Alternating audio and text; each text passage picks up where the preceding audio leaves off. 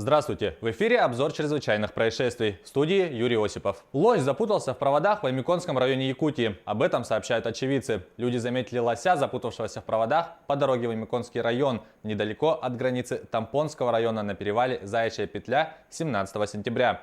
Очевидцы не смогли помочь попавшему в беду животному. В Минэкологии региона сообщили, что инспекторами охраны природы проводится проверка по данному факту.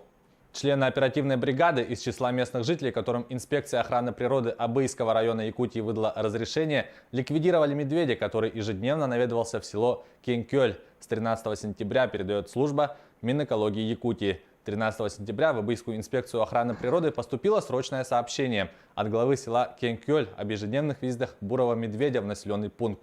По данному факту инспекции была сформирована оперативная бригада из числа местных жителей и выдано соответствующее разрешение на мероприятие по регулированию. В ночь с 17 по 18 сентября медведь был отстрелян, сообщили в пресс-службе. Члены бригады установили примерный возраст медведя – 10-12 лет. В целях обеспечения безопасности жизнедеятельности населения ежедневные дежурства в поселке Белая гора и селе Кенкёль продолжаются. Министерство экологии, природопользования и лесного хозяйства Якутии призывает население Абыйского улуса соблюдать правила безопасности.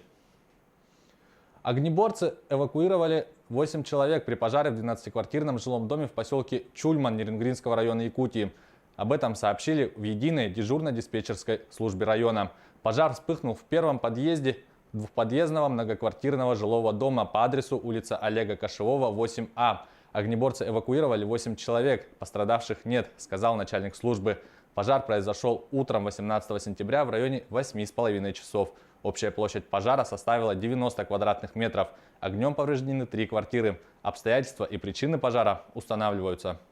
Следователи начали проверку по факту гибели мужчины при пожаре в селе Сунтар Сунтарского района Якутии. Об этом сообщает пресс-служба Следкома России по Якутии. Мужчина 1970 года погиб при пожаре в нежилом доме на улице Октябрьская в селе Сунтар.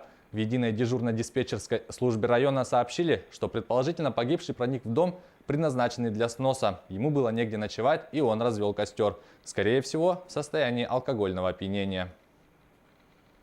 В Волгоградской области завершилось расследование резонансного уголовного дела в отношении 2 участников банды, на счету которой 31 эпизод.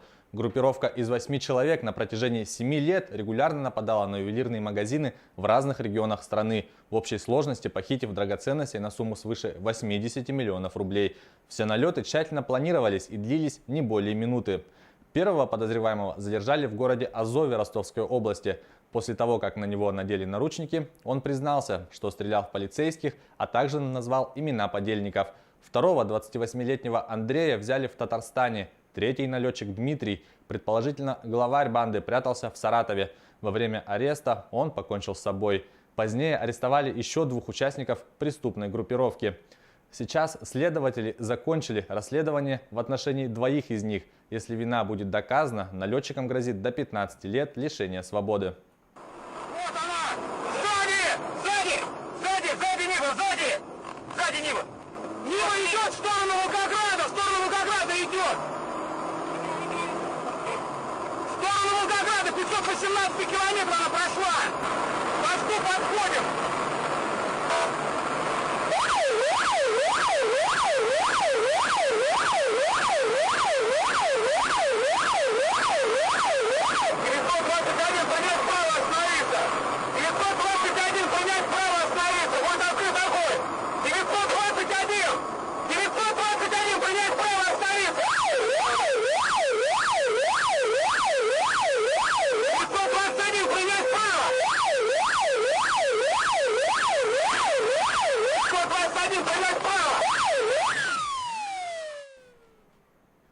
В результате дорожно-транспортного происшествия с участием пассажирского автобуса и бензовоза в Иране погиб 21 человек, сообщает издательство ИСНА. По данным издания, ДТП произошло вечером 17 сентября на автодороге Кашан-Натанс в провинции Исфахан.